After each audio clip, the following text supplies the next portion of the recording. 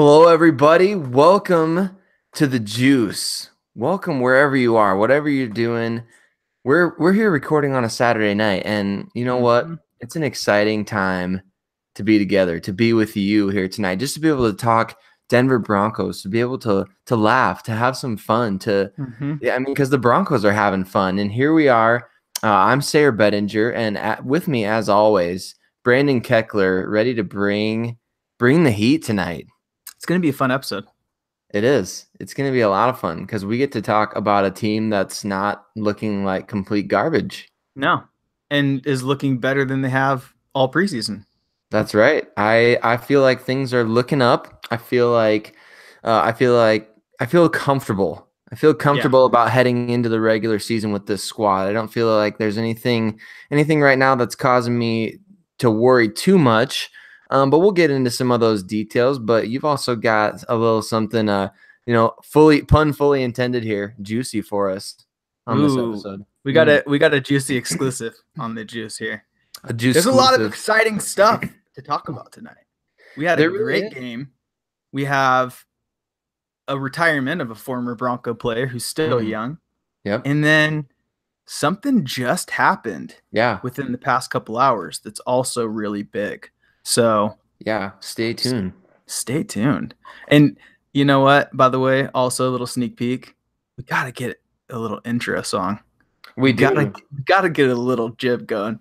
Yeah, we gotta think about that. We gotta be really strategic about that because that could become kind of like your calling card, you know? Like when you hear this sound, you know, oh yeah, the juice is on. That's what I want people to say. When they hear this sound. So I've been thinking about that too, but I've been really super selective about it. Yep. You know, I feel like we need to be picky about that. Right. Hold that high standard that us Bronco fans have. Exactly. We got to apply that quality standard to the Juice podcast jingle. That's right. The Juice podcast jingle. So give us your ideas for that. If you've got some ideas for a Juice podcast jingle, you know, I mean, requests are taken. It doesn't mean that they'll be accepted, but I mean, they'll be viewed. We're not above that.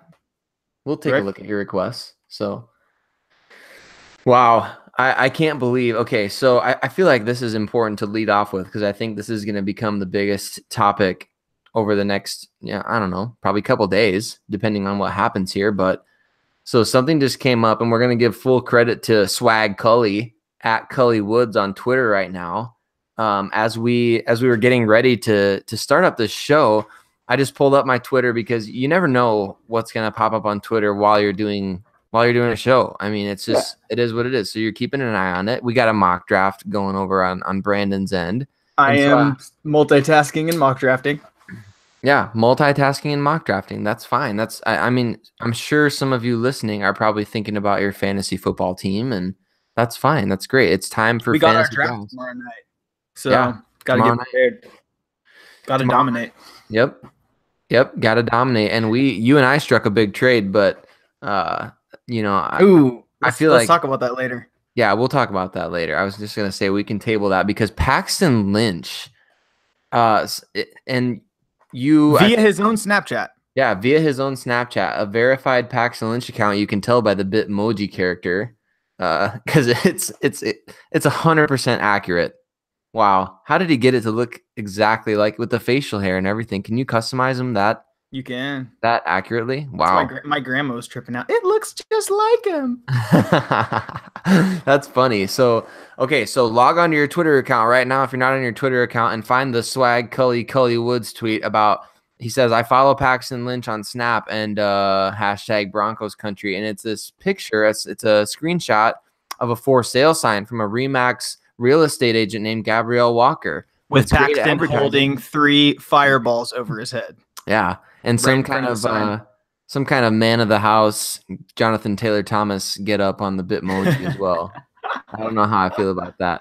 Wow, unless you just pulled that out of the time vault. Yeah, unless you're nearly 30 years old or older, you're not going to understand what that means. Right. You may not even know JTT.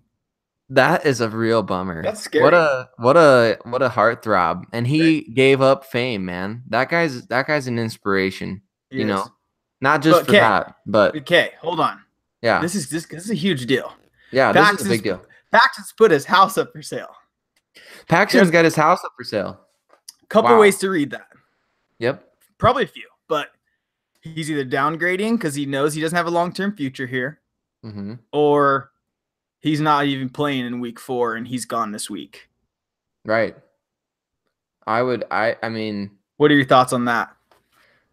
That's possible. I think the Broncos.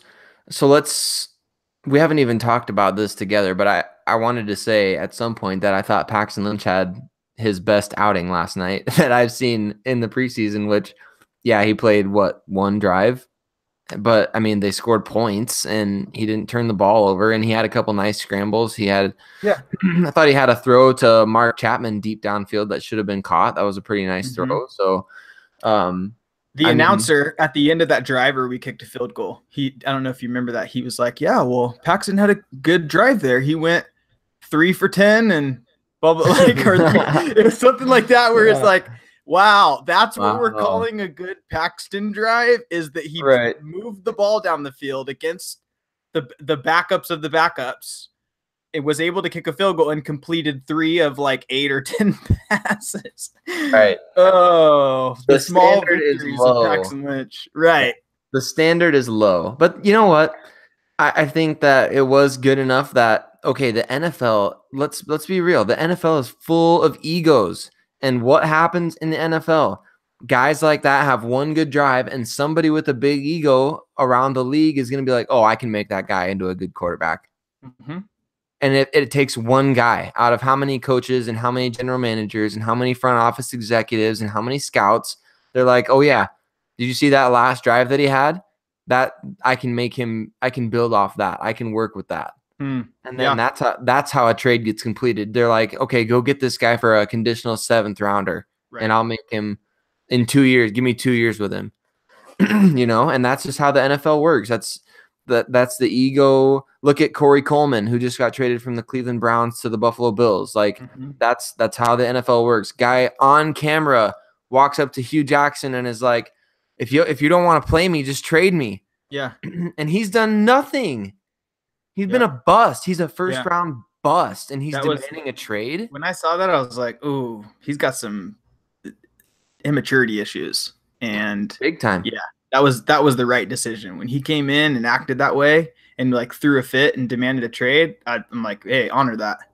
Send him out. Get something, if next to nothing in return, but you don't want that guy playing for you. And Cleveland is on thin ice right now as far as the mentalities. They're trying to change. You got to like see yourself as a winner before you can be a winner.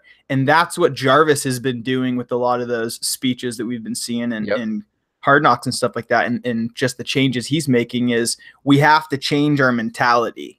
We can't think of ourselves as the Cleveland Browns of the past. We have to warp our expectations and then create that atmosphere and that expectation. It has to come from them first. So Corey, being somebody that doesn't seem like he's in alignment with the vision, you got to get that guy out of there, because the Browns can't afford that right now.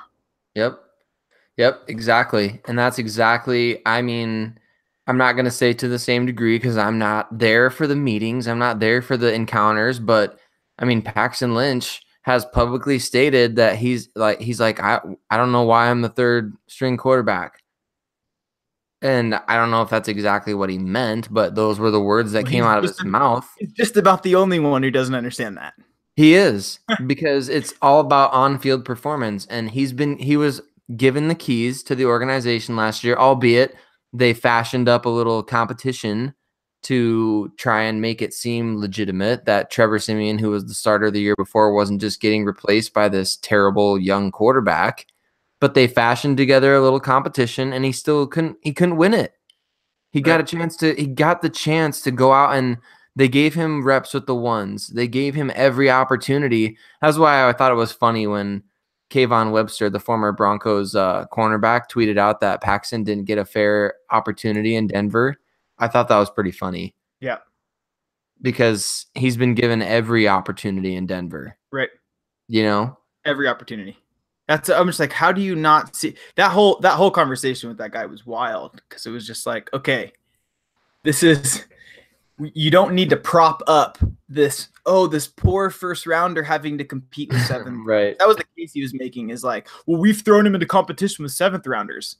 Your point? Yeah. He's a first round pick. Yeah. It's not. What do you mean? We're supposed to protect our first rounders from competition with seventh rounders? Is that a logical conversation that I'm having with someone? It shouldn't be. It shouldn't be like a competition. Even like, how could you even consider that if you're, if you're being real about it? Like, that's not like entering him into a competition. I mean, they gave Chad Kelly a fair shot to win the backup job, but like they weren't like, all right, and at OTAs. Paxton had the first chance in preseason game to play with the better players.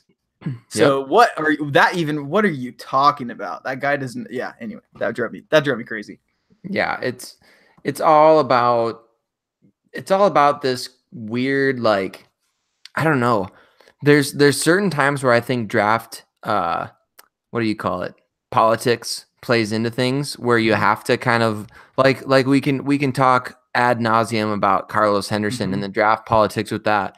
But when a guy goes out and proves that he's not good enough against NFL caliber athletes, whether it's first, second, or third string, Paxton Lynch has struggled badly against all of them. Every single one of those levels that he's played at, he's struggled and he's regressed. And I'm not surprised to see this happen. Let's just put it that way. I'm not surprised that I don't know. I'm not surprised that he's acting this way either, because when he was drafted, he kind of did some goofy goober stuff where he was wearing like some aviator shades underneath his helmet and just looked dorky, and he's doing all different sorts of dabs at the NFLPA premiere, and he's just kind of a goofy character. But that was funny when like the prospect of him being good was still out there. Right. And now it's just kind of like, okay. Well, they said he'd need to develop, and they said that they were worried. I remember the criticisms against him.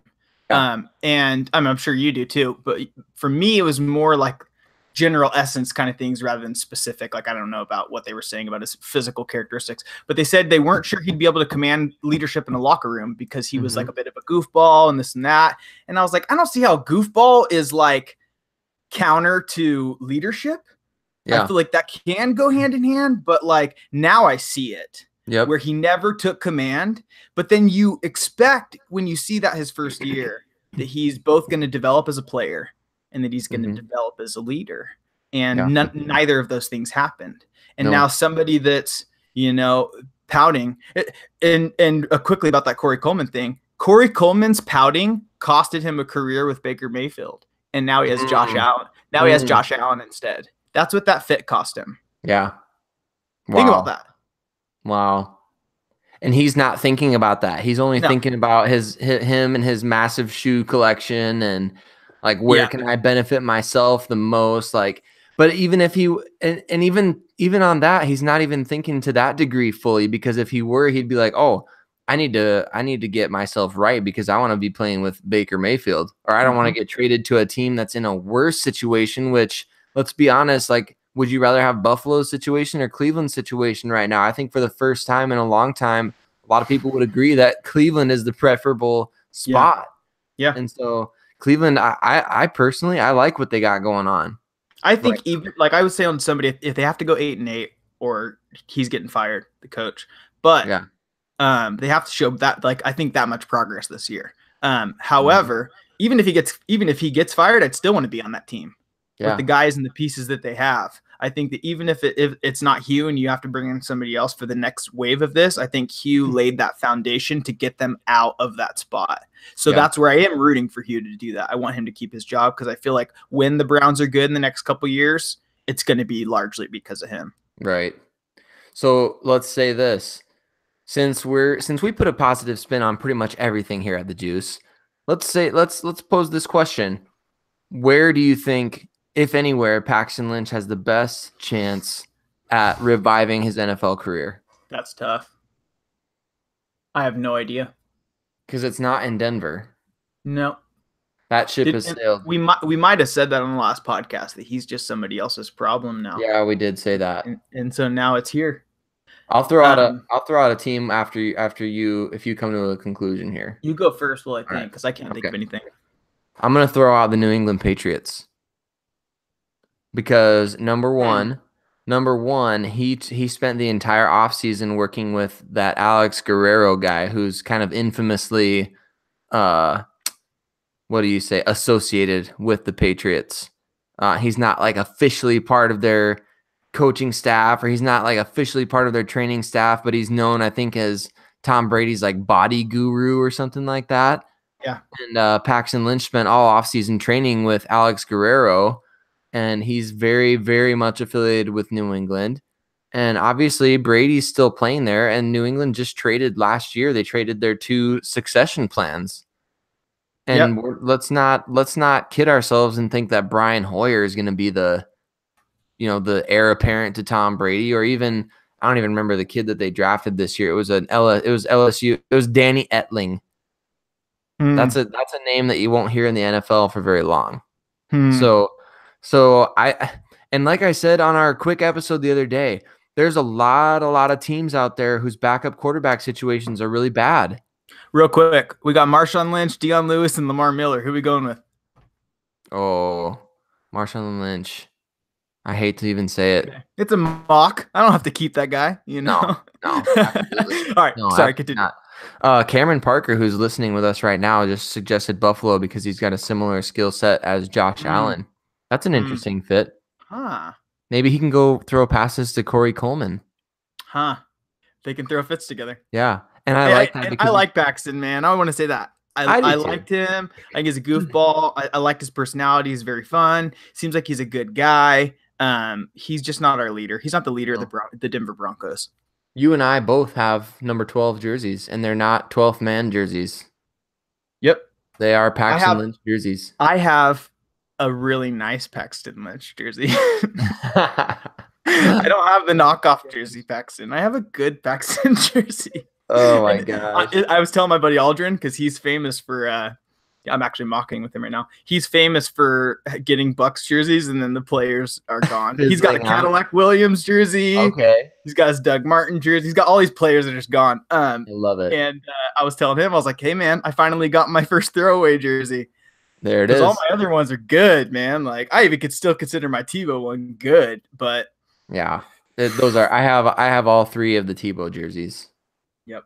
White, orange, blue. I probably had a Tebow T-shirt. I think somebody even gave me a Tebow Jets shirt at one point. Dang. Yeah, I have my world famous Tebow sweater. That's the 15 with the in the circle of the 5. It's got the clock. That's the one that you were wearing when we met in person. Oh, I'll never forget it because it says Tebow time. Yep. Yeah. I did wear that. I did wear that especially for you. Yep. It had to be done. It had to be done. I don't know. I like that idea of Buffalo. I think the idea of New England is somewhat appealing, just because, you know what? Let the guy go. If he's going to succeed in New England, it's going to happen, so just whatever. Just let it happen. But it's not going to happen in Denver. That has to be accepted by the front office. And judging by Lynch's Snapchat, I mean, it doesn't seem like he's long for Denver. Literally. I mean, it looks like he's literally moving out. So I don't know. I'll be interested to see the coming days. Yeah, how that plays out. Yeah, I think that there's something about players doing that though, and I think it's a good thing because for us as the fan, because you get that inside look at how these players operate mentally. Right. And Paxton Lynch he's got to be hurt and offended. Somebody said last night when he walked out onto the field, he looked ticked off. Yeah. And I didn't necessarily pick up on that vibe, but I'm sure he is. Of course he is. And it's not that he's motivated though. That's what I don't like. It's not that he's ticked off and like motivated. It's that he goes out there and just balls and makes us all look stupid, right? Yeah. That's what you do when you're upset and you have something to prove. Right. Yep. So he must not be very confident in himself right now. Yep. I agree. And it's, man, I still can't fault John Elway for doing what he did. I think that if given the opportunity to do the same thing 100 times over, I think that formula would repeat itself. I don't think that there's, you know how Doctor Strange at the end is, he's got all those different scenarios. He keeps coming back and letting that giant monster keep killing him or whatever. Right. Like if John Elway were given that opportunity, he would be like the monster and he would keep trying to kill Doctor Strange. Like he'd be like, why is this not working? Like I'm drafting the quarterback in the first round after Peyton Manning retires. Like this is what you do. And I mean, it just made sense. It made sense at the time. Yeah. You know, but it didn't work out. The draft is a crapshoot. And anybody who thinks that you have to get 100% of your picks correct is delusional. Right. Super delusional. And so I love it. The Broncos went out, they traded up, and they tried to draft the quarterback of the future. Like I give a hats off for that. Yeah. Personally. So you know, I wish him the best. I hope he does well from here. I hope he figures it out. But like we said, he's someone else's problem now. It's time for him to go. Yep. Go somewhere else and try his hand next, because the future of our team is one of two guys that are both ahead of him, not only on the depth chart, but in the hearts and minds of Denver Bronco fans. Yep. And that's case closed and swag. Case closed and swag Kelly. I wonder, I was thinking about this earlier today. What do you think it's going to be like when Chad Kelly's like, you know, in his, you know, even when he's our age, like 30 or close to 30, like, is the nickname Swag still going to be cool? Or I don't know. I mean, that seems cool now because he's like, what, 22, 23. But a few years down the line, like he gets married, has a kid, or, you know, whatever. I think so. You think he's still going to want to go by Swag? I think so. When will Swag ever lose its swag? Well, it can't. It's in the name. I would like to like skip ahead in the future about like 40, 50 years and go see him like as an old legend. And I bet he's an old guy in the future that's still going by Swag. Yeah. I could see it just because that's his character. Right. Could you imagine like an awesome old NFL legend that goes by Swag? That's actually pretty cool to think about. That's what I want. You got this like Tom Brady age quarterback out there. And we got Swag Kelly running out onto the field for his 18th NFL season here in the year 2035. Yeah, official Chad Ochocinco name change to Swag. Yeah. By the way, when did football announcers become not like British, you know? Right. Like they used to announce games like they were British horse race announcement, you know? Like, I don't know. I wonder when that changed. Like, when did people just start using their real voice and stop talking like it was a horse race? I don't know. That maybe we need to bring it back. I wish there'd be like one night a season that there'd be like a retro night where they use like all of the old, like, I don't know, whatever was first of the night games. Was it Sunday? Sunday was first, right? I think it had to be, yeah. You know, just get the old classic broadcast and like make it look retro. That would be awesome. Yeah. Even just for like a brief moment, just like take us back in time, but overlaid with like the current NFL. Yeah. That'd be awesome. Put the goalpost at the front of the end zone again. Right. Why was that ever a thing? Who thought of that? Jeez. That's crazy. Crazy.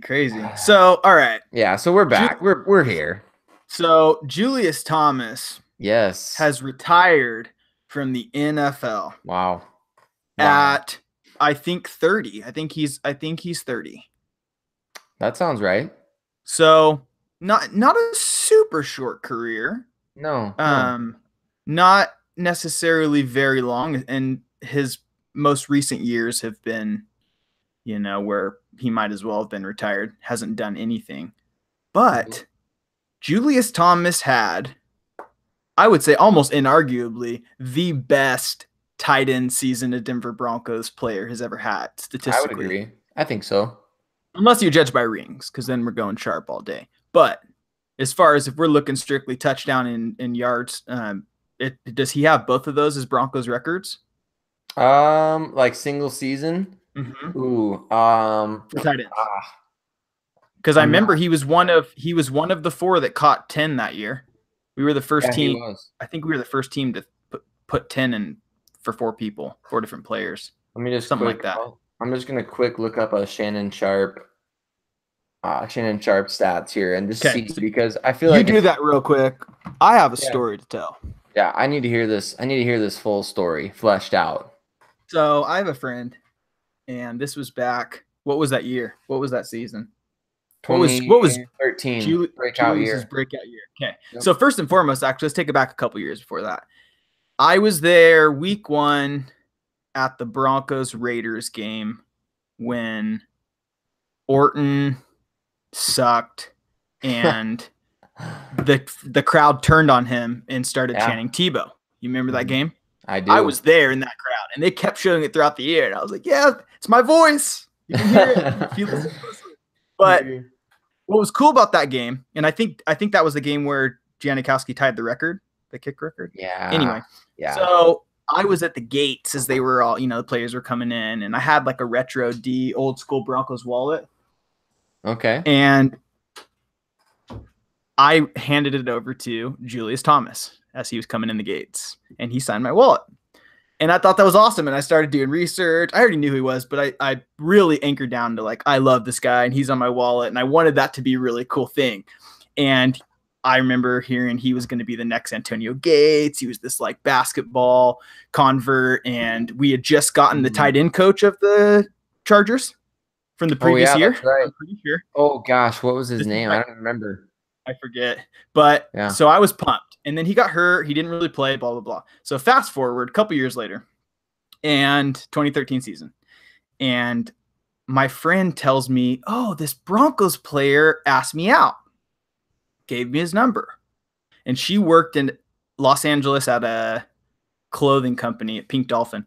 And a Broncos player had come in and hit on her and given her his number.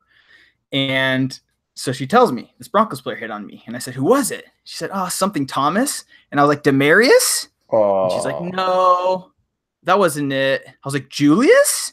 And she said, yeah, that's it. That's it. It's Julius. And I was like, you got freaking Julius. Like, Julius Thomas is hitting on you right now. Like, date him. And she's like, I don't know, blah, blah, blah. So fast forward, she doesn't date him. Week 1 happens. I think Julius catches 3 touchdown passes. Becomes like everyone knows him now. Like he went from 0 to 60 in that one game. And I just texted her and I was like, dude, you effed up. It's too late now. You screwed the pooch on that one. You could have hit it right before it got hot. So not literally hit it, but we know it. Yeah. So anyway, that was my interesting Julius Thomas story is. To think of what could have been. He could have been part of your circle.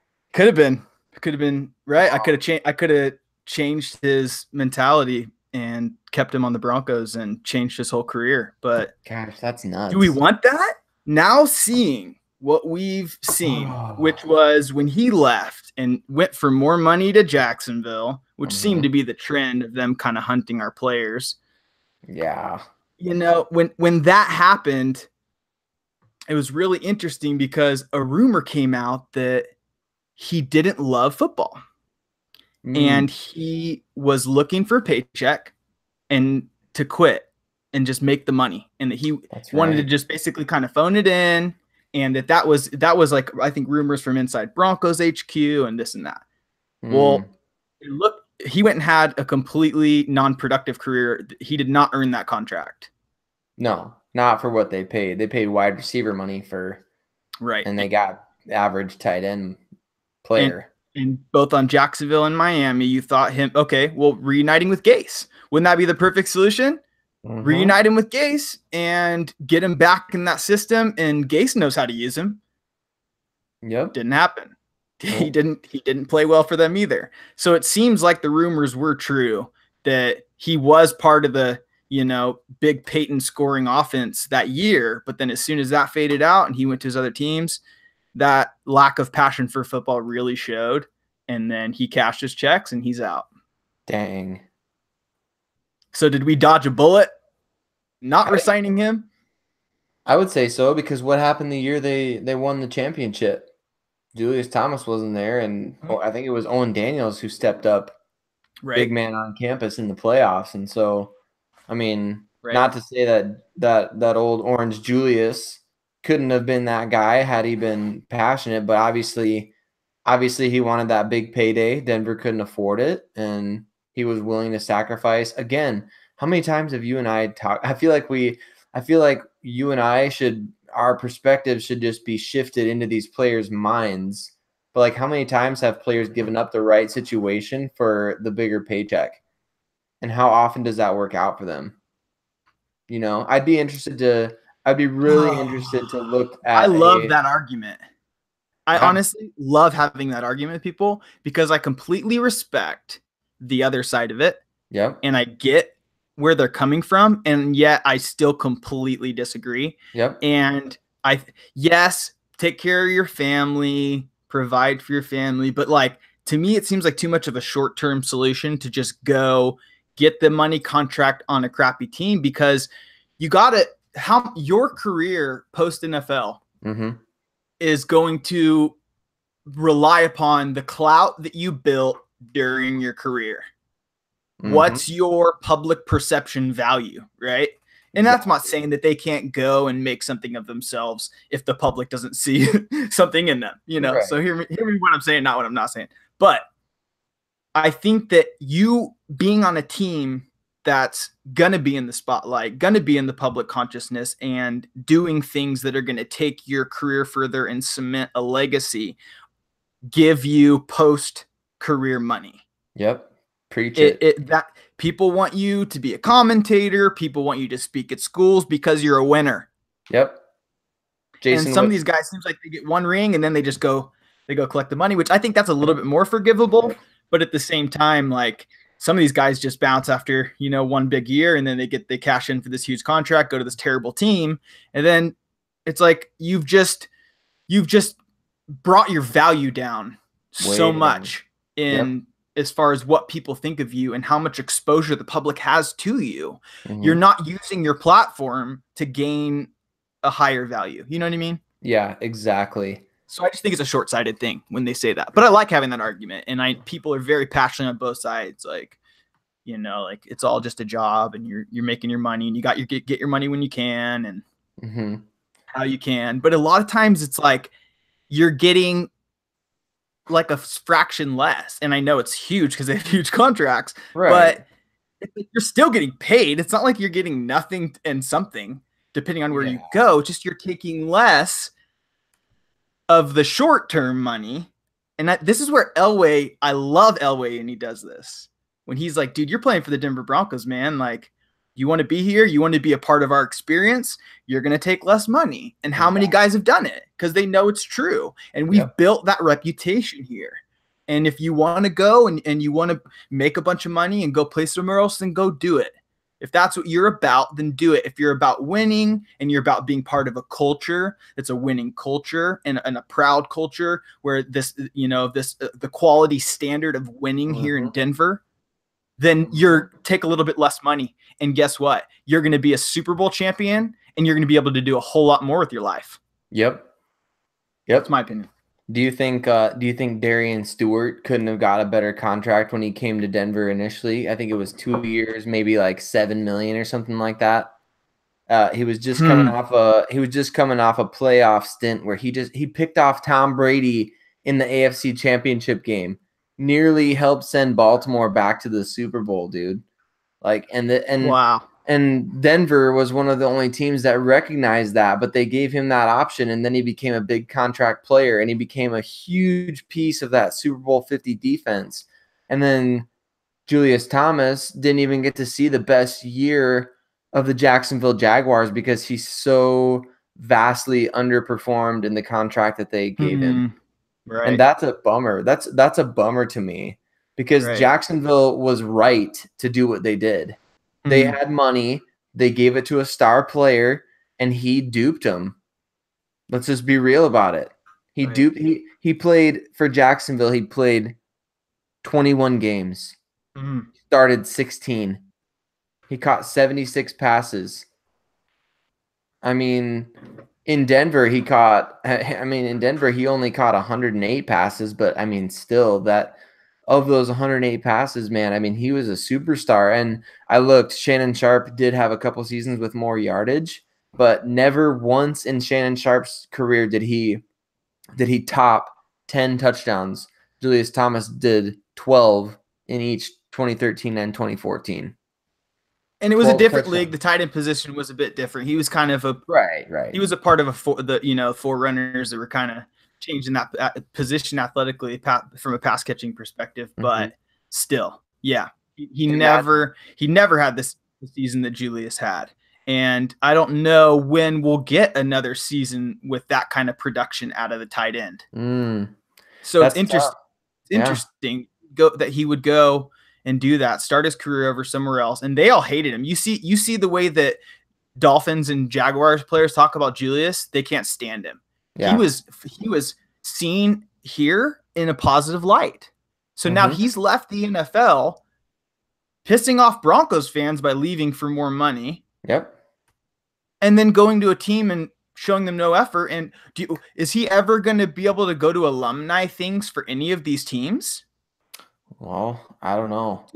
Does he have a place in the legacy of those other two teams he went to? Right. The only place he did anything with his career was here. So he better maximize that money that he made. Yep. Because he is not in the good graces of NFL fans. No, not as far as like you said, that legacy of the fan base. When you leave behind something, what you're leaving behind is more than just statistical production. Like, people remember you for how you leave. Like, nobody's going to remember Brock Osweiler's second stint with the Broncos. Everybody's going to remember when he spurned the Broncos in free agency and kind of left them high and dry. And it's the same with Julius Thomas. Like, we'll remember those touchdown passes as Peyton Manning touchdown passes, but we're not going to remember him as Julius Thomas touchdown catches. Like, that's just, and that may sound fickle or whatever, but it's just the truth of the matter. Like, we love loyalty in sports. People love loyalty in sports. That's why I find it so funny when we're talking about all these guys and, you got to go get your millions when you can. And like you said, I totally get that perspective. Like, I'm not upset with Jarvis Landry for going and getting a big contract from the Cleveland Browns, even though they're coming off a winless season. That, to me, says a lot about Jarvis Landry.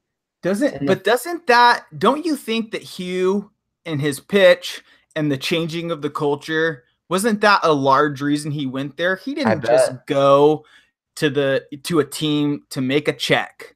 It seemed like he's like, yeah, I am going to get paid here more, but do I think this is a dead end at Cleveland where careers go to die, or do I think that Cleveland is changing? And I think that was a major factor in him going there. Yep. And was that the same factor considered by Julius Thomas? When he left Denver to go to Jacksonville, because at that point, Blake Bortles hadn't even had a good season yet. Right. Exactly. And he was kind of a laughing stock his that first year, and then he went. Was that Bortles' second year that he jumped on? That was Bortles' third year. Okay, but still, that was the breakout year. The first year, Julius, my memory serves me correctly, that was a year where Allen Robinson was killing it in training camp, and then ended up just busting out. Right? Yep, I think so. Yep. So Bortles was a first rounder in 2014. So it was actually Bortles' second year. That's my bad. Okay, right. It was Bortles' second season, and it was and Denver won the Super Bowl that year. Right. And he left that Super Bowl champ to go play with Blake Bortles, and that's the 2014 perception of Blake Bortles. That wasn't before he balled, and we're like, oh wait, top 5 quarterback? That's crazy. Right. So he was not going to he didn't analyze the quarterback position and go play with the top quarterback. He simply cashed a check. Yeah. Cameron Parker says he thinks it was Chris Harris that was the one who questioned Julius' passion for long. That wouldn't surprise me. Harris keeps it real. Player. I remember a player saying that. I remember it was a player. Oh, that's That's entirely possible And you because don't want that on your team. You don't want someone that doesn't love football. You want someone that, first of all, loves the Denver Broncos and loves what we're about here in Denver. But let alone loving football is like an even more baser requirement. Right. Right. Let alone, yeah. Anyway, it's such an interesting topic. People always ask whenever I try to talk about it, even on Twitter. Somebody always asks me, "Well, would you give up $5 million to play for the Broncos?" And I'm like, I don't know what it's like to make $15 million on a salary. So I could say right now, if I could say right now that I could make $15 million over the next year, and somebody was like, "Hey, if you give up 5 million of that, you'll be in a way better situation than you would be if you're making the 15." I'd be like, "Oh yeah, I'll do 10. I'll do 10 million. That's 10 million more dollars than I would have otherwise had." Yeah. And so I don't know. Like the Joker says, if you're good at something, never do it for free. But you're not doing it for free. You're still getting paid. Oh, exactly. I'm gonna make. Well, I can make 10 million and be on a Super Bowl champion, or 11 million on a terrible team that's gonna like be the beginning of the end of my career. Yep. That's how I look at it, and I think that is hard to argue against. Mm-hmm. That's where we could have a whole episode on the Kaepernick thing. Because, and I don't like ruffling feathers about that, but I mean, if I was Kaepernick in that situation, you're being given the seat of Peyton Manning to take over the Super Bowl champions. Yep. All you got to do is sacrifice 4.9 million, and you're probably going to get an extension at the end of the year when all these 20 contracts expire. Right. That sounds like a no-brainer to me on paper. And not only that, if you believe in yourself. Yep. If you believe, you come in, you are given the chance to play and take over Peyton Manning's weapons, which we had some weapons, and to take over the reins and earn a huge contract. If he came here and balled out and our fan base fell in love with him, we're going to do right by him in the long term. Yep. So it was another short-sighted kind of bonehead decision to pass that up. And now, obviously, that wasn't the reason that, his career has stalled out, but that's interesting alternate universe. Yeah, it is. Do you want to know how I knew things weren't going to work out with Julius Thomas? It was the 2013 season, I believe, and I had somehow tracked down a Julius. I think it was either 2013 or 14. I had somehow tracked down a Julius jersey, and it was on one of those, discount sites from overseas or whatever. And I was putting it on. I'm pretty positive this was before the playoff loss to Indianapolis. I was putting it on, and the armpit underneath the sleeve just ripped, just shredded. And then we got destroyed by Indianapolis. And then he became a free agent, and he was gone. Yeah. Wow. That's your first sign. Yep. That was the first sign. I should have known. But very interesting. Yep. So, what else is going on in Broncos country, Sayre? I just found out that DeMarcus Ware tweeted at me today. I just noticed it. That was, you sent him a pretty cool tweet. I saw you're into that. Yeah, I was kind of thinking maybe he would at least give me, a like or something. But no, he responded. He liked it. Awesome. He said it was aggressive. Because I said that there were 12 quarterback hits by 8 different players, which the Broncos also used that stat. I mean, it's not like I made up the stat, but I was just observing that this morning. You got quote tweeted by D. I got quote tweeted. You got quote tweeted by him. You just downplayed that a little bit because I'm looking at it right now and it's quote tweet. Yeah, look at that. That's pretty cool. I actually did not get a notification about that, and nobody told me about that. My friends, I would think that if, somebody noticed that, somebody would say something, but that must have slipped through the cracks. Crazy. That's awesome though. What are you doing, Cameron? Come on, Cameron. I know you're listening right now. Cameron. Where you at, Cam? Cameron did say it is a big, big deal. That is, that's good for the brand. That's good for the Juice brand. Yeah. We need DeMarcus Ware on the show. We need D Ware to come coach us up on some pass rush. Right. Yep. So D Ware. How do we take down the competition, D Ware? Yep, we need to, as he says, he likes aggressiveness, so we're gonna aggressively pursue. Well, so not only did that happen, but let's talk about that. Let's talk about the presence of D-Ware and what that manifested into on this recent game. I don't think there's any coincidence. Okay, so over the first 2 games, I looked this up. Over the first 2 preseason games, the Broncos had 11 total quarterback hits. 11, which is pretty pathetic. In the third game, no coincidence, the starters stay in for 2 full quarters, and they have 12 quarterback hits in one game. Wow. And we had a combination sack by Von Miller and Bradley Chubb. I almost said DeMarcus Ware because I think my mind still wants it to be DeMarcus Ware out there. No offense to Chubb. We love D Ware. I noticed that DeMarcus Walker got in the mix a little bit, got after the quarterback. Von Miller had 3 total hits. Shane Ray had a really nice talk about the depth. I remember they were saying this in the broadcast. They're like, it's deep in the fourth quarter, and we've got it was Shane Ray, Shaq Barrett, and Walker were all out there. It's like with like a couple minutes left in the fourth. They were trying to kill that quarterback. Yeah. They were trying to destroy that quarterback. Yeah. I think that was interesting. That was something that I did notice too about the end of that game was the Broncos kept in a rotation that's going to be a regular season rotation. It's not the number 1 unit, but that group of Walker, maybe Clinton McDonald out there, Shane Ray, Shaq Barrett, that's a unit that you would see in the regular season for sure. Right. I think that's a really, really good group, and I'm interested to see. That would be a good group for any team in the NFL to have those 3 guys. Yeah. That'd be a solid package. Yeah, that's a number 1 unit. Most teams would love to have one of those guys, let alone both of them, let alone both of them not being good enough to start. Right. You know, not that they're not good enough. I mean, like as far as just having guys that are good enough that you'd put above them in the depth chart. That's wild. That's why I get a little bit hesitant when we're talking about trading one of them, because it's so tantalizing to have such a fully stocked group. No. Unless you have a positional need in the next 8 weeks and there's a really good deal on the table from somebody to fill that need that we have, you keep those guys and like what's our hashtag? Fire all the missiles.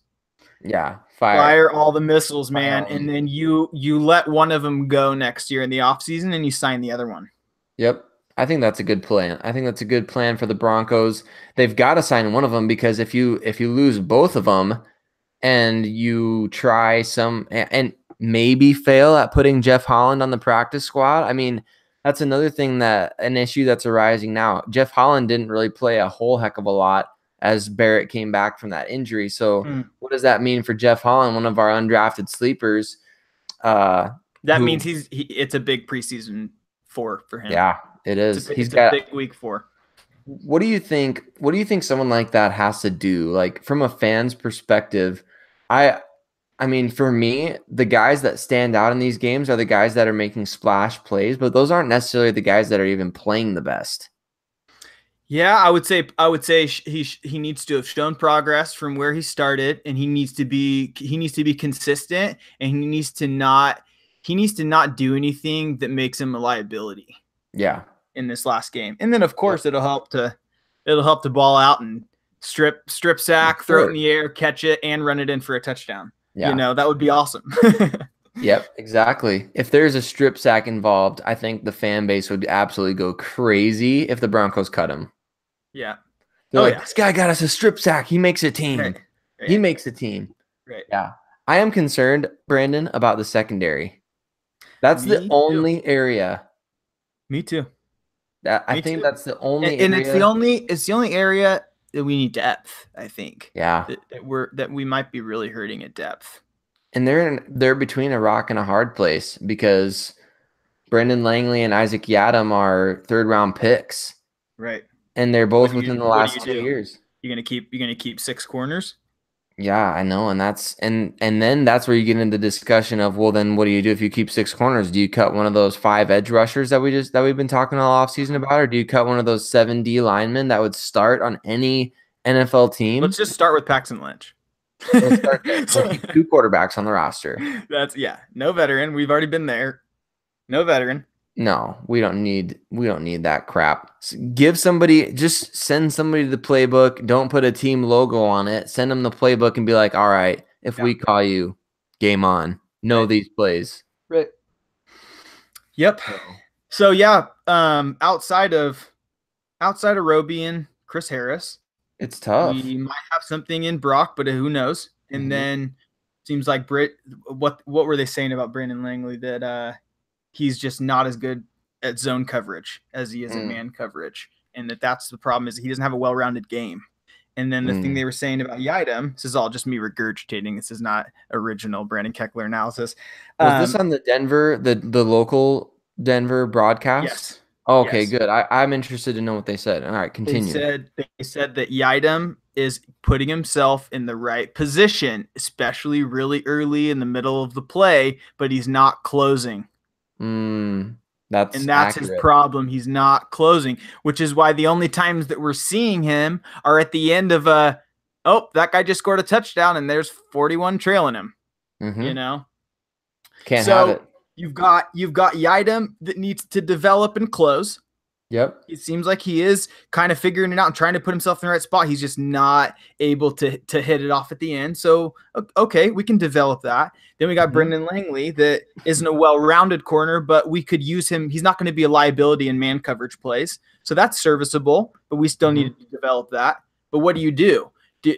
Are those guys going to be able to – are they not going to be liabilities putting them in? Right. Because I think we could develop them, especially with the guys around them and absolutely part of the no-fly zone and all that. But, developing them next year, okay, yeah, that's fine. Developing through the season is fine. But are they going to be problems this year? Because we only have 3 guys, and one of them we're not even sure is going to be a stud, So that's tough. That's tough. You bring in a guy, do you cut one of those kids that could develop?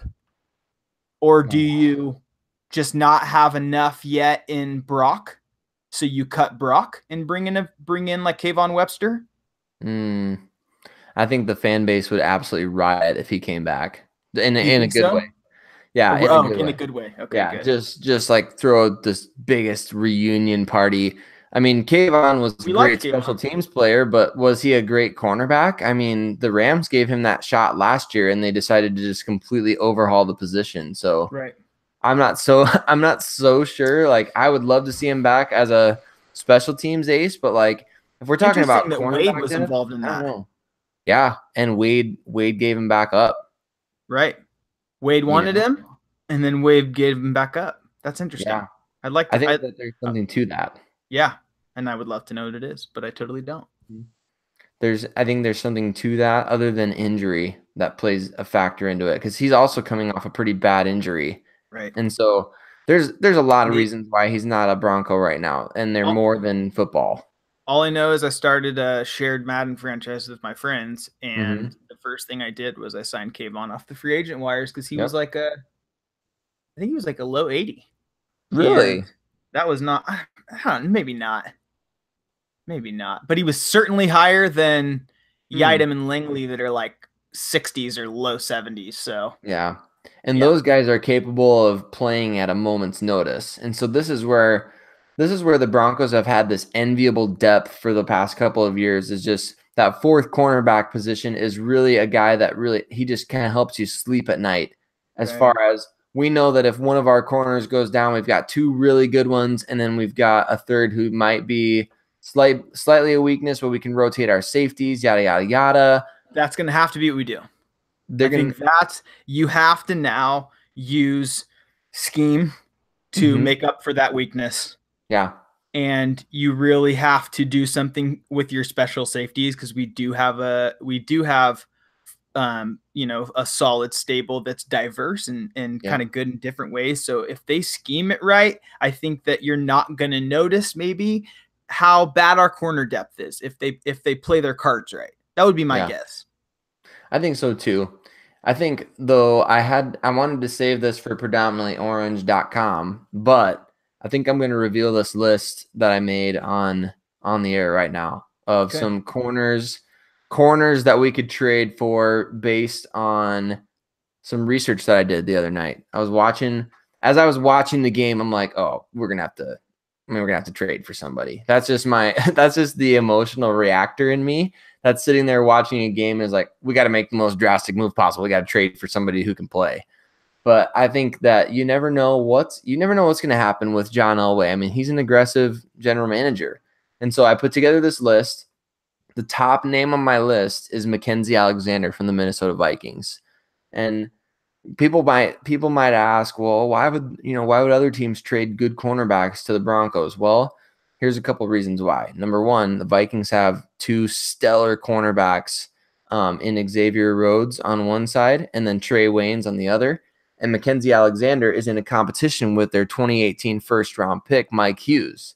So they've got four guys that have invested highly in draft capital-wise, three of which are first-round picks. That's not to say that Alexander, who's a second-rounder, necessarily isn't the right fit for them. But if they're looking to get some value, maybe the Broncos have something that the Vikings would want. And they did play that preseason game against each other, so they got some nice up close and personal scouting. I could see that one happening. We had the inter-squad practices with the Bears. They've got a guy named Bryce Callahan who could be a nice fit. He was a restricted free agent this year. They tendered him pretty low, but he was a really good, really underrated player last year for them. So just having those joint practices, you never know what can come out of those as far as like roster changes and things like that. So that's one to keep an eye on. Cincinnati Bengals have really good cornerback depth with Dre Kirkpatrick. They have a couple of first rounders. Darquez Denard is in there. He's in a contract year. They've got some really, really good players there. But one player who's kind of outperforming, this is a former Kansas City Chiefs third-round pick from 2016, Kavare Russell from Notre Dame. Really, really good prospect. And I think he would be an option for the Broncos potentially. Just looking to snipe somebody's depth and maybe a guy who's having a good camp, good preseason. I say we just package up Paxton Lynch, Devontae Booker, and maybe one of those pass rushers, but maybe a mid to late round pick, and then just take their like third corner. That's better than our third corner. You know? I'd be down. And then give Lindsey 23. Seriously, yes. That's what we're talking. And again, that's also what I did in Madden. It has to be done. It has to be done. The only other name that I came up with was so this one was a bit of a reach here, but okay, Vance Joseph's first year as defensive coordinator in Miami was 2016, which also happened to be the best year of Tony Lippett's NFL career. Tony Lippett is a wide receiver at Michigan State, converted to cornerback, and I think he had 4 interceptions in 2016 with the Dolphins and Vance Joseph as the defensive coordinator. Then he missed all of last season with an injury, and he's kind of slowly getting back from that injury and hasn't really been able to participate fully at camp this year. I thought maybe that guy in a contract year, maybe the Broncos take a shot on him as a guy that Vance Joseph is familiar with. He put together the best season of his career with Joseph as the coordinator. Maybe they try and resurrect that a little bit. I don't know. But then you've got free agent options out there too. So I don't know. It'll be interesting to see because I think they have to make some kind of move. I mean, you got to do something because the cornerbacks beyond Tremaine Brock, who didn't even play last year, I mean, what are you going to do there? It's concerning. Right. I don't know.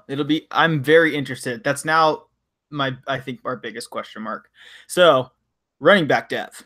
Yeah. Or not running back depth chart. So what are your thoughts? Well, my thoughts are, and I put this out there on Twitter today. So I got to stand by it now. But I think that so far through the preseason, and you can tell me if you disagree with this. This is how I would rank the backs on the roster based on performance in the 3 games. Number 1, Phillip Lindsay. Number 1A, Royce Freeman. And then followed number 3, D'Angelo Henderson. And then number 4, I put Dave Williams. And then number 5, I put Devontae Booker. I just haven't been impressed. I haven't been like, oh, wow, that was a nice run. Or, oh, wow, that was a good cut. Or, oh, wow, I can't believe he saw that developing. Like I've said all those things about all the other backs. And Booker hasn't stood out at all to me. And the whole running into his blockers. So it's interesting. Like I saw enough in him yesterday to where I actually thought, well, let's not get rid of him. Let's just promote Freeman and Lindsey's the third down back, and then Booker and Henderson can spell them when needed. I could get on board with that. That would be fine if we keep Booker, but and then Jano's the fifth running back then, and then David Williams you'd try to get off on the practice squad. Yeah, but I'm all for if we decide to get rid of Booker and roll with 3 rookies and 2 first-year players, keeping Williams, going Freeman, Lindsey, Williams, and Jano and Henderson. I would not mind that running back room at all. How crazy would that be, though? Like if they decided to actually go through with that, like that would be nuts. But I would love. I think that would just be a sign of what strides this coaching staff has made in a year's time. Because last year I mean, we're not playing D'Angelo Henderson. No, he's a rookie. And then week 17 he comes in and touches the ball and takes it for a touchdown. I mean, unbelievable that he was on the bench the entire year. But this year, if you go with that much youth and inexperience, I would be very impressed with that kind of confidence. And I think what Royce Freeman and Phillip Lindsay have done, is there any back that you'd rather have on the field with their given skill sets on a first down? Is there any back on the Broncos that you'd rather have on the field right now than Royce Freeman? No. Or in the red zone, is there any, if you're going a 2-back set and you want to have the run pass option and you want to have Phillip Lindsay run out into the flat and run a wheel route, and Royce Freeman have the option of just tucking and running up the middle and behind those vastly improved offensive linemen? I've hit Lindsay on so many wheel routes with my Baker Mayfield Broncos that it's stupid. It's stupid. And to Phillip Lindsay's first year, he's like a high 80 something. Like he's one of the stars of my Broncos squad. And I use him all the time in pass catching situations. His speed is so fun. That's and it's evident on the field. Like he didn't just run a blazing fast 40 time at the pro day just to show out for the pro day. That dude is fast. It looks like you've turned the Madden speed down a notch and he's still on the one up above it. Yes. Yeah, he does. And maybe it's because he's a shorter strider, but man, he's just quick. Wow. I'm blown away. And what's really impressed me about Phillip Lindsay this preseason, he's doing some work between the tackles, man. I mean, he's getting it done. Whatever the Broncos are asking him, he's doing it. And Cameron Parker, he might be right. I mean, he says Phillip Lindsay's the best back on the team. I don't know. He may be. I just love that tandem. I think that look at all the pieces that we've picked up in the past 2 years. I think huge. we may have just changed the John Elway drafting conversation. Oh, big time. Big time. I think he put together the best draft in the league by far. Yeah. And I think that's only going to become more and more evident with each passing year. Yep. We haven't even got to see really what Deshaun Hamilton can do in the preseason yet. Yeah, you're right. Real quick, I do have a comment on that, but funny that maybe Elway finally did draft a good quarterback at Mr. Irrelevant. He may change that part of the conversation. Elway can't draft a quarterback. Yeah, he can. He just waits till the end of the 7th round to get his guy. Yeah. Not Mr. Irrelevant. The last pick in the draft. Needed Mr. Irrelevant to get it right. Awesome. It's just awesome. The pick we got from our Super Bowl. We got that last pick of the draft only because we were champs and we got our franchise Peyton replacer in Chad Kelly. I'm telling you, that's the future. That's what I'm talking about right there. I love it. Quick question about Kelly's contract, by the way. Do you know what it is as far as length? So it's a 4-year. It's a standard 4-year deal. So in 2017, So he signed a 4-year. him and Case are done at the same time. He has 1 year, one additional year beyond Case. No, because this is his second. This is his second year. Perfect. I wish that the NFL would allow teams to toll those rookie redshirt years. This is even better because I was thinking that they ended the same time. And then so this season it's Case's team unless Case goes down. Yep. Now, unless Case takes us to the Super Bowl or just balls out and just dominates, you open up competition next offseason. You let Chad go in, and then Case wins it again. But Chad brought it closer, and then close enough that we're confident with him being our franchise more than we are now. Because I'd say I'm there. And then at the end of that season, you let Case go and you re-sign Chad. But you don't even have to re-sign Chad yet right away because then he's in the last year of his rookie contract. You just got to get it done sometime during that season. Right. But I think that unless Case wins us a Super Bowl, that's the future of the team right there. That's what's happening. That's the forecast. You heard it here first. I mean, I'm on the same wavelength. I think that Chad Kelly, when the Broncos drafted him, I got a lot of flack for saying that he should have been drafted way higher. Yeah. A lot of people have been just kind of poo-pooing that comment for a long time. Should have archived it. I should have. I don't even know if I can search it. You can. But I had probably weeks worth of just little video clips that I not stole, but that I took off of his college games and posted. And I'm like, this is an NFL throw. This is an NFL throw. And just repeatedly. And it's just, you don't see typical college quarterbacks making some of the plays that he made, especially against like Alabama. And so I'm not surprised at all. And I think if people are surprised right now, or if they're still skeptical, I mean, you got to get your scouting eye going.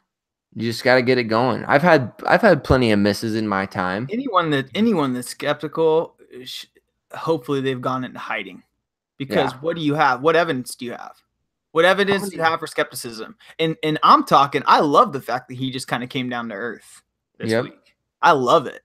I think, we talked about this, I think last pod, where I loved his answer where he's like, dude, I'm doing a lot of stuff wrong.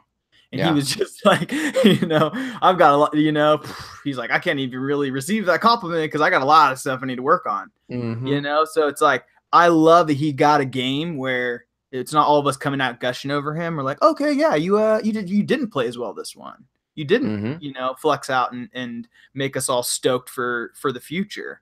And I love that.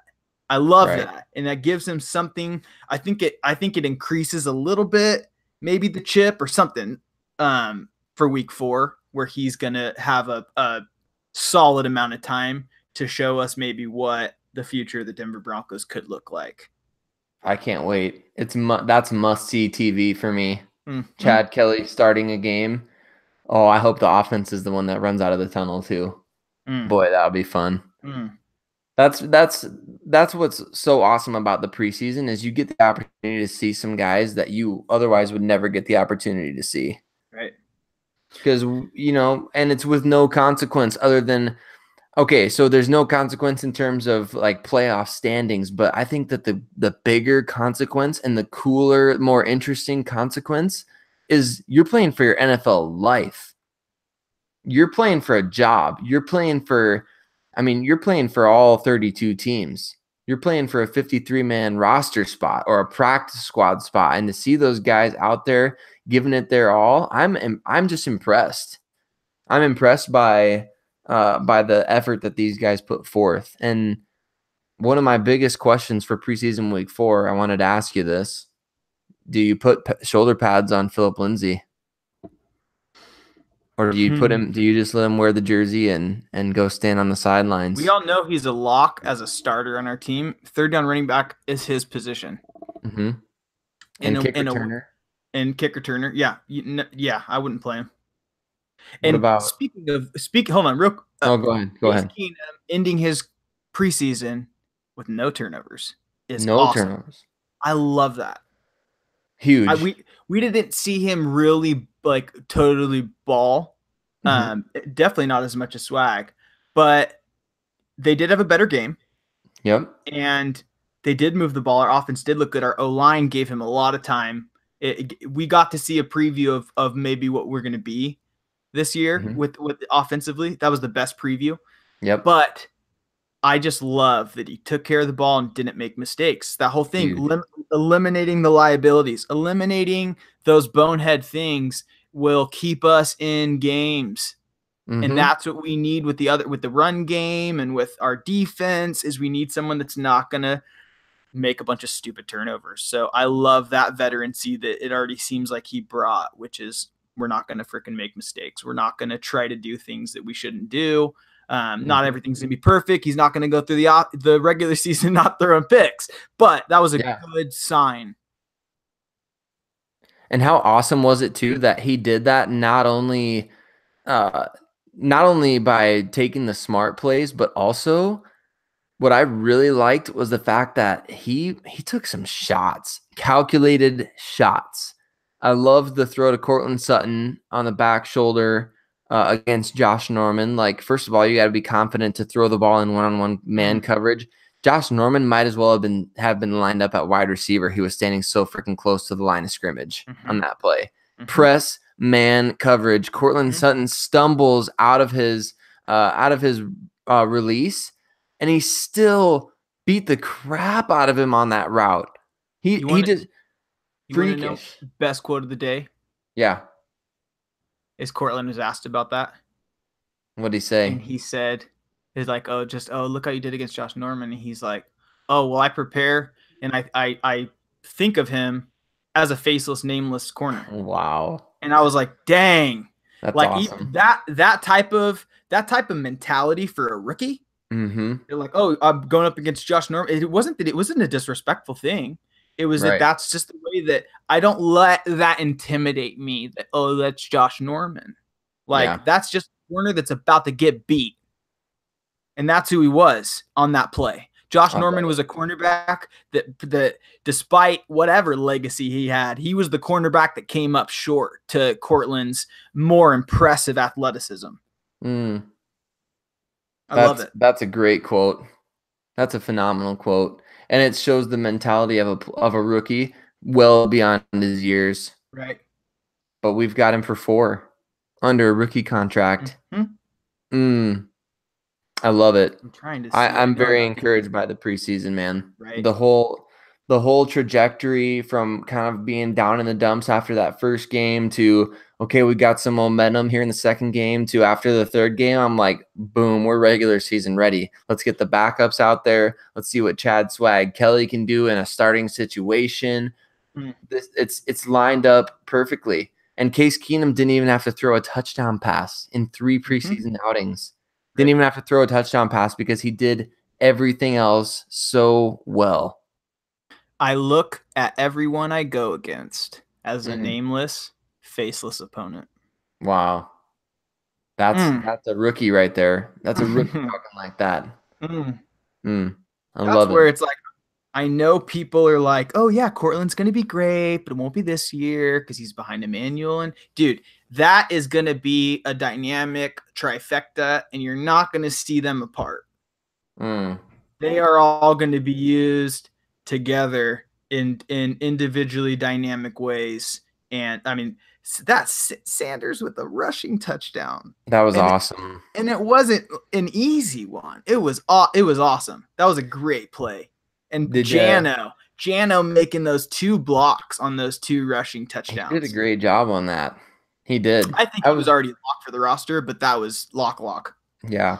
I was questioning him a bit before that. I was like, is he really the only guy that can do this stuff, or can Austin Traylor do this stuff? But that was nice. Trying to find some depth chart room. Yeah, trying to find some depth chart room for old Carlos. I was like, I bet that was Sayre's thoughts when he was making a depth chart. Yeah, exactly. Yep. Did you hear Sanders' quote about that touchdown run? Oh my gosh. So they interviewed him in the locker room after the game, and they asked him, take us through that end around play. And he said, I don't have the exact quote handy right now, but he said essentially, Billy Musgrave asked me if I wanted to save it for the regular season, and I was like, nah, man, let's unleash it right now. And I just think that's cool that they're talking about that kind of stuff. Like, hey, do we want to save this play for the regular season? Because this is going to be a big play. Right. No, we don't want to save that. We want to run it. We want to practice it. We want to show these guys that it's going to work. Right. And they pulled it off flawlessly. Ooh. It's the same thing. It's the same thing with that flea flicker play. Like, that was an inch away from being one of the biggest plays of the preseason so far. Yep. And so I like that the Broncos are incorporating that stuff. And not everything is super vanilla in the preseason. It just isn't. They're putting stuff in there. Other teams are putting stuff in there. One thing that I noticed that the Broncos are doing a lot of is these like delayed stunted blitzes defensively. They're taking those they're taking their defensive ends and they're letting them kind of get an initial rush, and then they're sending them on a 2 Mississippi count and loop around towards the interior line where they have so many strong, quick guys that come from the interior that they're getting double teamed a lot of the time. And so if those tackles are being occupied by the end, and then they're leaving that tackle and looping around to the middle, that quarterback is going to face A-gap pressure all night long. Right. And Denver has the horses to be able to carry that out throughout an entire game. And so oh my gosh. They're bringing the pressure. The right guys are in place. You got D-Ware coaching the unit. Joe Woods is getting creative. Musgrave's getting creative on offense. I was waiting for that gap. It just to say that is the creativity in offensive play calling. Yeah. It's been a minute. It's been since Gase. Yep. That we've actually had creativity. And that's where you know, we talked about this on Twitter today. Musgrave, OC of the Raiders. Great offense. You saw what they look like without him. Yeah. Last year. And then comes over, he's just QB coach, but we're letting Mike McCoy call the plays. I'm like, what are we doing? We have the guy that was the OC of the Raiders last year. Yeah. And we want to bring back Mike McCoy? Yeah. Mr. Run, pass, run, read option, pass, read option, pass, and then ride Peyton's coattails? Yeah, his offense was like a protest. Run, pass. Run, pass. Just people protesting. Saying Mike McCoy is creative is like saying vanilla ice cream is a creative ice cream flavor. Yeah, it's not. That's what I gotta say about that. No, Musgrave, and you've seen the results with the Oakland Raiders since he left. Just the 1 year since he left, and then the year before when Carr was in his second season in the league, like.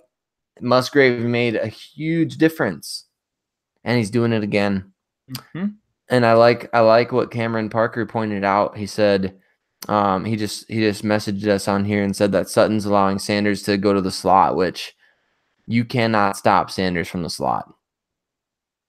And that's all Musgrave's doing, because from what I had heard, Sanders was not allowing the coaches to play him in the slot because it's too physical. We did. That's right. We did. Isn't that interesting? Because we thought, like, okay, why aren't we using Sanders in the slot? Doesn't he seem like a guy that would be good in the slot, especially when you got Cortland and DT on the outsides? But I think what's cool is I think he's going to play on the outside in the plays he wants to play, and then he's going to play on the inside in the plays he wants to play. I think we're going to be able to move those pieces around like that to where he's just going to play all across the field. And why would you not? Why would you limit the play caller and say, sorry, Musgrave, I'm not going to do these kinds of plays? I would say, hey, man, look at me, see what I'm good at, see how to use me, and let's win. Yep. Great point. And then he'll be taking a lot more naps in the end zone. He will. I like that celebration. That's nice. Put him to sleep. I was like, did he just fall down? Oh, he's sleeping. Oh, man. I thought he tripped, and then boom, he's just like laying on his hands. I was like, oh, he went quickly to sleep. He passed out. Do you remember, Brandon, after the first 2 drives of the preseason for the offense that went 3 and out, how many people were, here we go again. Here's the same old story. Here's the There's no improvements. Vance Joseph needs to be fired. 2 drives in. Guess what, people? Optimism can be rewarded. If you thought that the Broncos were done after 2 preseason drives, patience. It's just the knee-jerk instinctual freakouts. We got to limit those as human beings across the board. Yep. Politically, sports, everything. Let's just limit the freakouts. Let's assess the situation, and let's respond rationally. Yeah, agreed. That's what we do here on the Juice. And let's give them a preseason to figure out what they have. Let's not burn Denver to the ground because they didn't do great in a first preseason game. Yeah, that's ridiculous. Yep, I agree. And I think this week it's going to be a really fun episode because there's a lot of things that I need to look at in order to really gauge what to expect from this last preseason game. I need to kind of look through and say, here's the players that should be playing, here's the players that shouldn't be playing, here's the players that we need to see a lot out of to make the team, here's the players who aren't going to make the team regardless. I want to look at some of these things. I think you and I need to hop on this week again and have another go at this and really take a look at what this Broncos, maybe we do a 53-man projection. Yeah. And at this point, by the time that happens, we may not even have Paxton Lynch on the roster. Who knows what this next several days has for us? This could be the last episode of the Juice with Paxton Lynch. You know what? I was hoping to wear. I was going to put my Paxton jersey on one last time week 4 in the preseason. If he's gone, I'm wearing it just for the one last time for next episode of the Juice. I'm putting the Paxton jersey on and saying goodbye. I'm gonna have some closure. Wow. I might have to do the same then. I have it's one of the few jerseys that I have here. Together. Yeah. Okay, so somebody this is not necessarily verified, but somebody on Twitter says, okay, kids, 15 minutes of actual title research in all caps shows this is a listing for a 2-bed, 2.5 bath, 1750 square foot condo in 5 Points listed for $778K that is not owned by Paxton Lynch. All caps. Okay, then why is he posting on his Snapchat a picture of some place being sold? Yeah, what is that? It's not about whether or not Paxton owns it. It's that Paxton posted that. Yeah, what does that mean? Interesting.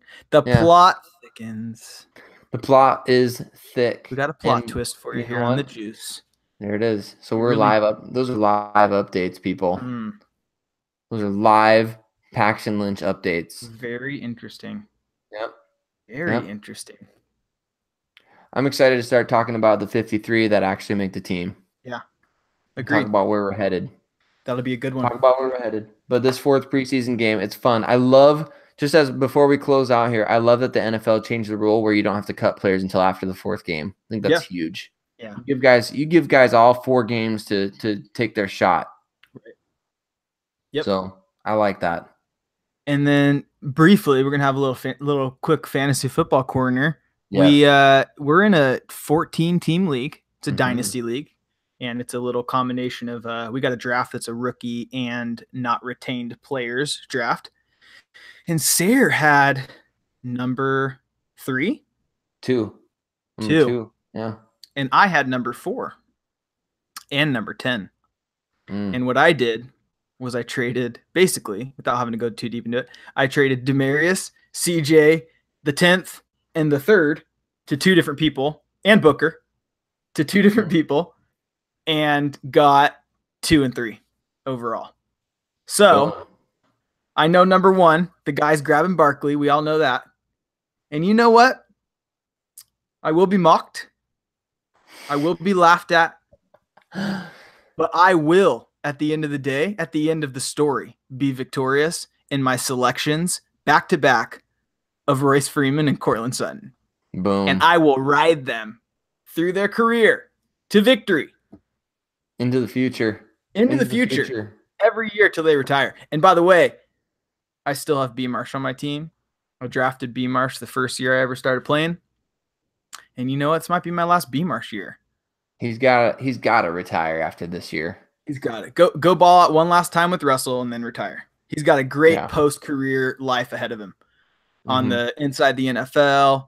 Brandon Marshall is my favorite NFL wide receiver ever. Yes.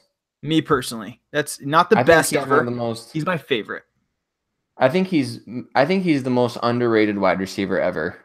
Yeah. Statistically speaking. I don't think people realize how dominant he was for so many different teams for so long. And you could compare his pass catching ability to a lot of these legends. Yeah. But you know, you can't compare any of those legends to Brandon Marshall is what he did after he got the ball in his hands. Exactly. No one. Tell me anyone in the National Football League history that is caught elite and Harlem Globetrotter freaking spun, juke. Like, it was hilarious. Hilarious. You could put clown music to Brandon Marshall's highlight reels. And it would be absolutely hilarious. Just him making these people look silly when it was the Cutler to Marshall connection. Agreed. So anyway, little side Brandon Marshall tangent right there, but it's going to be a great fantasy year. This dynasty is going to be awesome. And I'm out with the old, in with the new. I love CJ, but I already got Christian, and it's time to go to the next era, man. I feel like this is the Broncos shift. And I was like, you know what? While the Broncos are shifting, let's just trade away all the old guys. Let's upgrade these 2 picks, and let's acquire the future of the Denver Broncos. Yeah. Yep. This got to do it. And so now you've dropped back to 4. What are you grabbing it for, Sayre? After I grab my 2 Broncos players, I'm looking at DJ Moore. DJ Moore. I'm looking at DJ Moore, and I've got a player in mind for down the road in the draft too that I think is going to be an absolute star. Oh yeah. I'm excited to find out who that is. Yep. I don't know, but I'm excited. Yeah, I've got a real good intuition about him. Good. I feel like so. I need upgrades at receiver, so that's what I got to do. I got DT. I got to get DJ Moore. Hopefully pick 3. You know, I don't know what the plans are there, but somebody gave us some constructive criticism one time that we need to argue and fight more. So I'm just gonna say I'm hoping that I tap into whatever it is that you're thinking of, whatever player, and I hope I get him before you. Wow. So there's some sparks right there in the juice for you. There's some cynical people out there, you know. Right. You guys need to fight more. Yeah. What do I look like, Skip Bayless? I'm not out here spitting out hot takes. We spit the truth. Skip. Come on, no. The only way to really get me upset with in a sports conversation is if you think LeBron James is better than Michael Jordan. I just can't do it. I can't be part of those conversations because people who actually believe that, it's like, okay, just because you weren't paying attention or you weren't alive, and there's probably people who've seen both who think LeBron's better, it's whatever. I don't know. I feel like Michael Jordan revolutionized professional sports. You're talking to a guy that when I was a kid, I've only owned 1 basketball jersey in my entire life. Do you know what it is? MJ. Nope. Scottie Pippen. Oh, okay. I got you. I had a black Scottie Pippen jersey because everybody else had Jordan. And I wanted to have something different. So anyway, little juice basketball fun fact for you. I like that. I do. Yeah, I've had a Jordan jersey, and I was basically born into Jordan fandom. So that was my brother. My brother's name was Jordan Michael. Really? So he's wearing Jordan's jersey, and he's got his own name on his back. That's awesome. That's probably his little sibling rivalry. Is probably why I was like, well then, screw you. I'm going to Scottie Pippen. I don't want to be just like you. I'll be Pippen. I'll be Scottie. Yeah. You know what? Scottie's a great example for Julius Thomas to go in the time machine and go follow. You want to have a Hall of Fame career, win championships, and still be, I mean, let's be real about it. Scottie Pippen could have bolted. Yep. Scottie Pippen could have pulled the James Harden, Kevin Durant. Julius Thomas could have won a Super Bowl. He could have. Julius Thomas, his career's over and he'll never have a Super Bowl ring. And he probably doesn't care too much. Nope. That's sad. It's a tragic end to that story. It is. It really is. But you know what? There's not going to be a tragic end to the Denver Broncos story. It's going to end well. It is. End well. And you know what? Sometimes it's not about the destination, but the journey. And I have a feeling that for people hopping onto the journey at this point, it's about to get really good. Yep. Yep, it is. And if you're ready to take that journey, we're excited to have you part of the juice. I mean, I can't stress it enough. Throughout the season, we're just going to be providing this kind of entertaining content week in, week out. You know? Just the good, deep story analysis of checking the pulse of the Denver Broncos. Mm-hmm. Yep. I'm ready. I'm so excited for the season. I really am. I'm so pumped for the season. And I think that even if we just show some really strong signs, I'm just pumped. I'm pumped for that kind of a season. Mm-hmm. I'm pumped to see that we have something in these guys.